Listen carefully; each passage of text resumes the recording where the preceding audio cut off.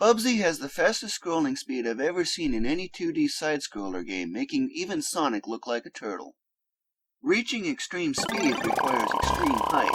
Jumping off of a cliff and calling it good is nowhere near enough. Level 4 is the best and easiest to use for this, so let's go there and get about halfway through. Direct falling speed is capped at 15 pixels per frame, shown as a Y speed of 0f00. In fact, exceeding 15 on any direction is only possible with certain objects, like strongmen, caves, or TNT, or when gliding. Just jumping off of a high cliff and gliding at the perfect moment isn't enough either. The best that gets is 21 pixels per frame, or 1500 on Y speed. I have now arrived at the key destination. Starting gliding when going up isn't possible. Even if it was possible, it's still nowhere near enough height. That impact speed was 19 1/8 pixels per frame. I will be mentioning the impact speeds as 23 and 5 for that case, where the number after the "and" is in 16ths. Peak heights will be mentioned soon. Now faster than Sonic with 26 and 13. Enter the glide hop. When gliding upon impacting certain objects like those egg piles, in earlier cases with the hot dog and ice cream, downward speed becomes upward and glides no acceleration is retained, 29 and 15. Acceleration while falling is 72, 88 when going up with no pounce button pressed, but it's a fixed 16 when gliding. This results in more than quadrupling the potential height, 32 and 12. When the speed gets above 32 pixels per frame, the game can't load level textures fast enough, resulting in odd cloning of textures that just go off screen. Be watchful of odd drawing errors coming up now. 35 and 6. Unfortunately, glide hops don't always work. Woolies, TNT, crates, chickens, sand sharks, and bugs force a different animation, stopping gliding. Cheese wheels, UFOs, pianos, fireworks, and frogs don't change the animation, but force a max upward speed of 8. 37 and 13. Egg piles and woolies and rocket cars are the only things that preserve the speed completely intact and allow glide hops. Thus, anywhere there's an egg pile and no obstructions above, such as platforms, height can be increased indefinitely. 40 and 1. The best levels for extreme speeds are levels 4, 5, 7, 8, 13, and 14. There may be others, but I don't recall. Level 4, this one, is the easiest. 13s and 5 are the seconds and third best. For the desert, only the train portion can be used. The village lacks a clear opening, and the river has no egg piles. 42 and 4. Normally, hopping on the egg piles makes them vanish, but when off screen, they are deactivated, stopping their animation and eventual removal. Thus, by getting far enough away so that they get unloaded from RAM, the eggs are restored upon returning, ready for another bop. 44 and 5. That speed is about the fastest I've ever gotten through manual play. Since this is a TAD, tool-assisted demonstration, there are basically no limits as I could just rewind and try again with a small change in the control inputs. Changes are often just a single frame at a time, and the change itself is often just delaying the start of the glide. 46 and 5, and funny enough, the impact occurs below the ground. Faster than 16 pixels per frame causes collision with objects to often fail, causing falling through the ground to occur. Collision with the egg pile is also somewhat touchy, forcing me to make adjustments and retry.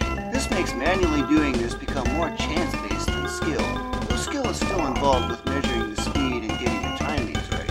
Double Sonic speed at 48 and 3. In short, the routine is to start as high as possible and start a glide either just before impact or right when the 15 pixels per frame falling speed cap is reached, whichever comes first. Once bopped, move far enough left or right to reset the eggs, at least one screen width of 256 pixels. Then return and repeat.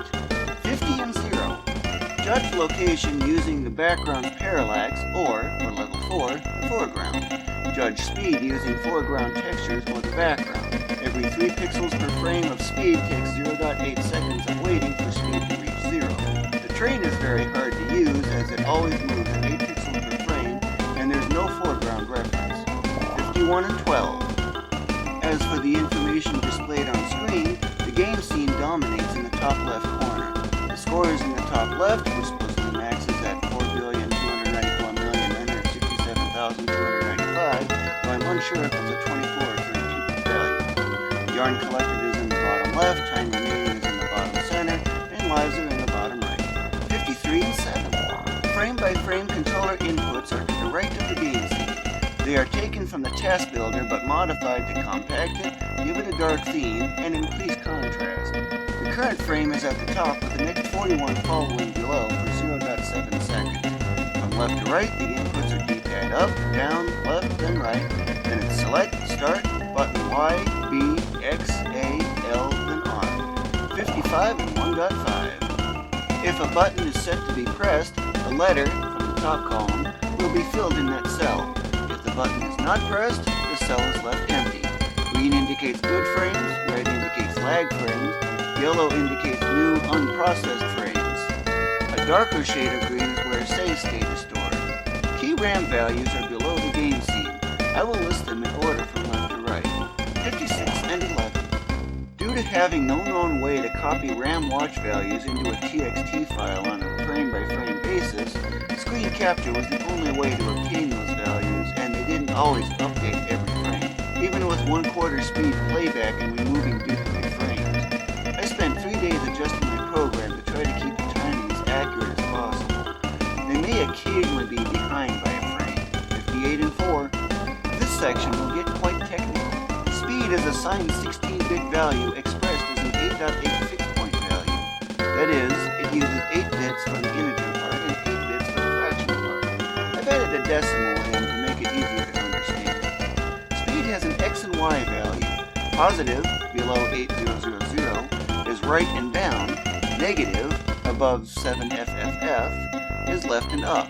With the y being important to this, I highlighted it. At 8000Y speed, that is 128 pixels per frame going up, the fastest possible, 59 and 13. Current position is to the right of speed. This is assigned 24-bit value using the 16.8 fixed point format. 0x0y is in the top left corner and increases going right and down. This is used in handling collision detection and general movement. 61 and 4. Previous position is next to the right. This uses assigned 16-bit integer value. Oddly, Bubsy uses the previous position instead of the current position for drawing the scene, creating a constant 1-frame lag. Because of this, the previous y is highlighted instead of the current y, since that's what you see. Note that when y gets to 8090.00, which is very close to happening, the screen suddenly jumps to the bottom when going up and top when going down. 62 and 11. Screen position is determined by the current position minus an offset, usually 144. This is used to determine the placement of the background parallax bands and y offset, and is a 16-bit integer, lightly signed. BGY is the background's y position offset, as assigned 8-bit value and is displayed in decimal.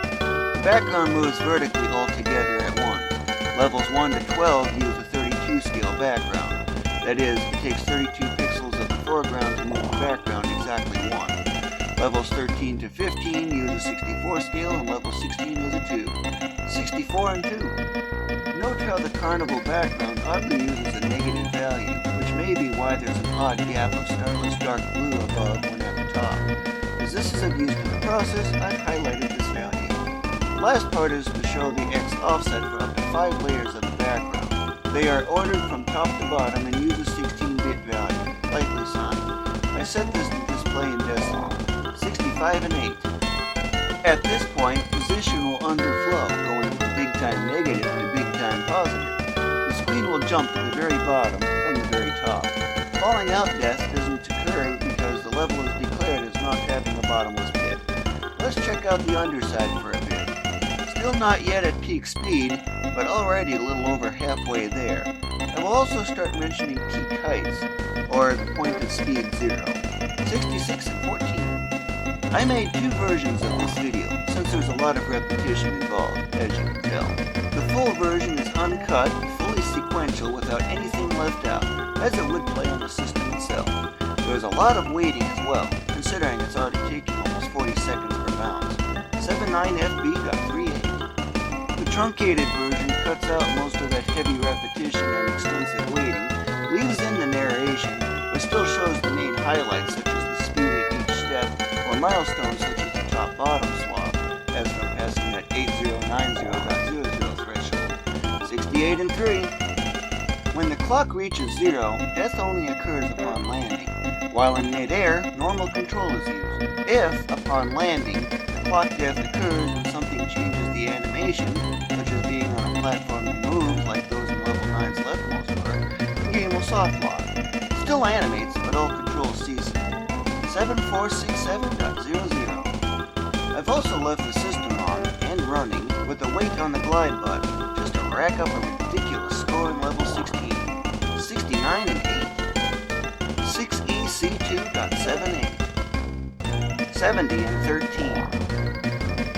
691C.A0. 72 and 1. 6366.88. 73 and 5. 5DBE.30. 74 and 9.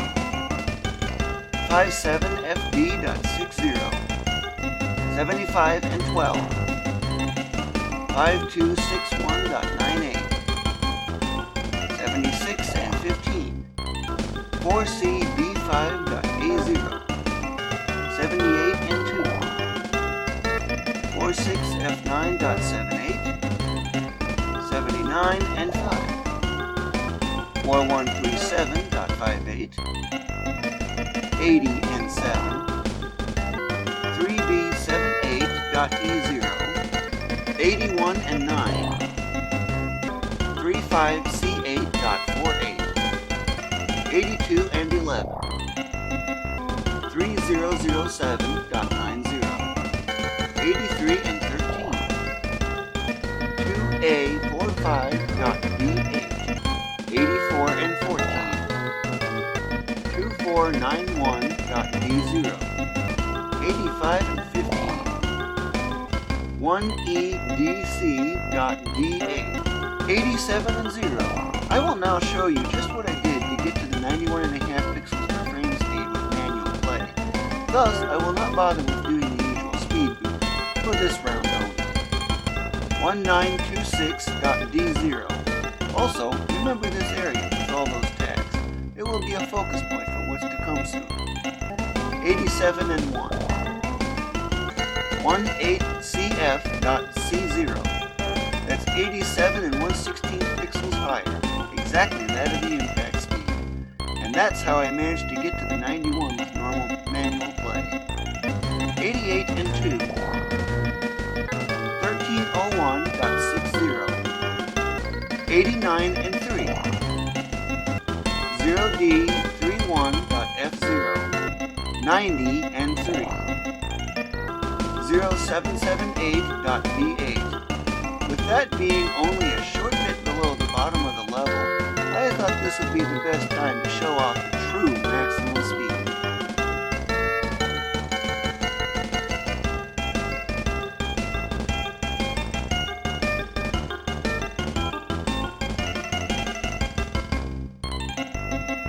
Right through the track and tack-covered ground and keeps on falling ever faster.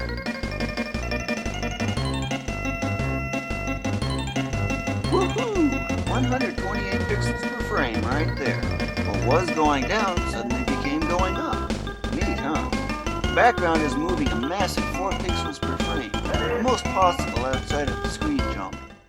I will be showing you level 13 next, and it was my first time seeing that 64 scale background move more than 1 pixel at once. I tend to use 13 often because it's a very short time to get to the egg pile. That's it, I'm out of here. On SNES, pressing select and start at the same time resets the game to the title screen.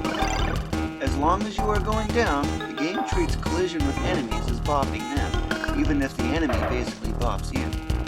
Remove the woolly near the egg pile, then destroy the spider directly above, and it's already ready to go for egg bopping.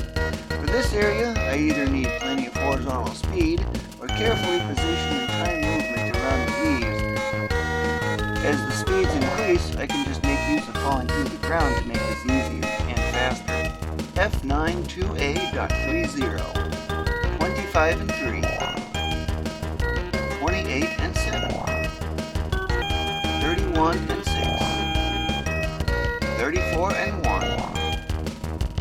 36 and 10. 38 and 15. 41 and 3. 43 and 5. 45 and 5. 47 and 4. 49 and 1. 50 and 14. 52 and 10. 54 and 5. 55 and 15. 57 and 8. 59 and 0. 9A, 91.A8. I only just now realized I forgot to clear out the glide button fills. Only one instance of the manual method wasn't in it. 59 and 1. 60 and 9. 62 and 0. 63 and 7. 64 and 14. And there's the first case of the 64 steel background moving 2 pixels at once. 66 and 4. Ready for the sudden jump to the bottom?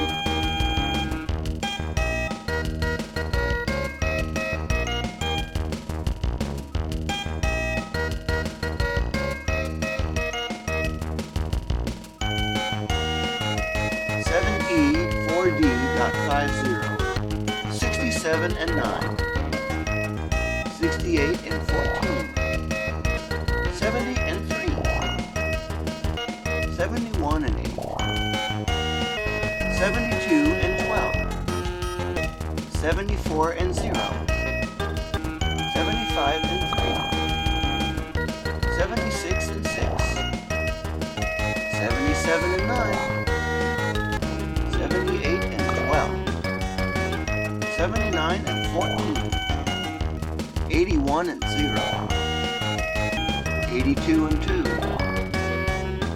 83 and 2.5. 84 and 4. 85 and 5. 86 and 6. 87 and 7. 88 and 8. 89 and 8.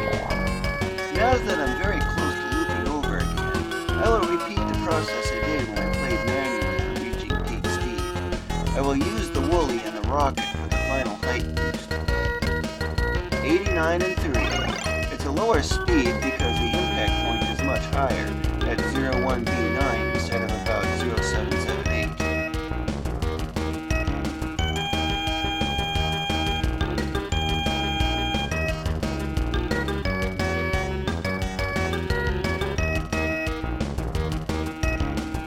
'Watch closely now. There! Did you see Bubsy coming in from the bottom? Now to push for maximum speed, exactly like I did with my record manual play.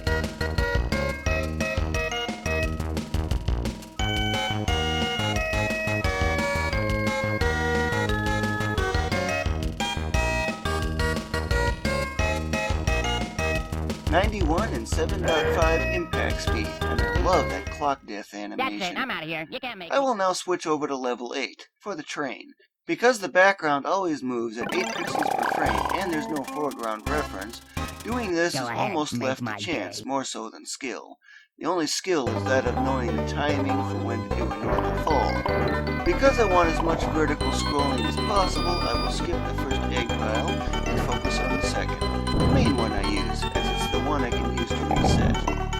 This desert background is my #1 favorite background out of all 2D side-scrolling games I've ever played. Whenever I think of a desert, it's the first thing I think of. The end section of the train with the cheese wheel Woolly leads to some oddly interesting behavior, especially on the Genesis one.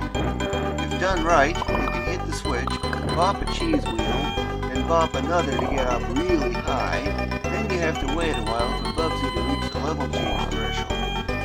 If the cheese wheel Woolly is right in the way, it can delay the level change point even more.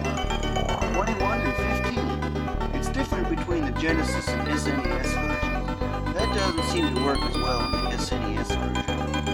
25 and 10. For this part, I will leave out the peak height info. I will, however, still keep the impact speed reference, since this video is more about speed. 28 and 14. One thing I'd love to test, falling through the ground, hitting the switch at the end that's stops the train from falling through the floor and into the bottomless pit. What happens? 31 and 13. Will the game freeze? Would it actually advance to the canyon state?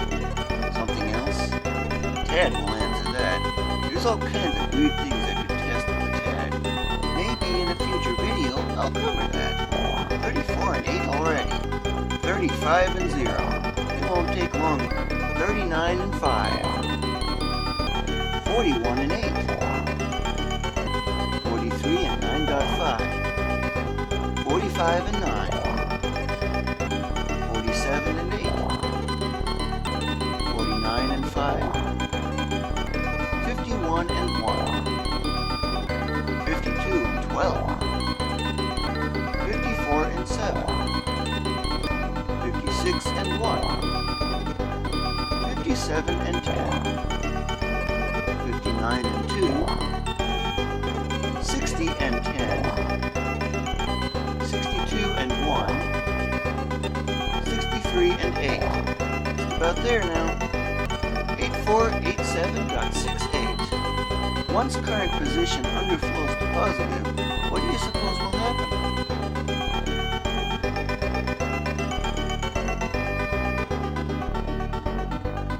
And 14.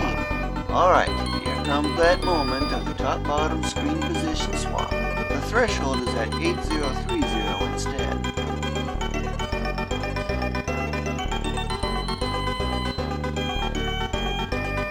Falling into a bottomless pit by going up too high is very bizarre. That concludes this video though. Thank you for watching.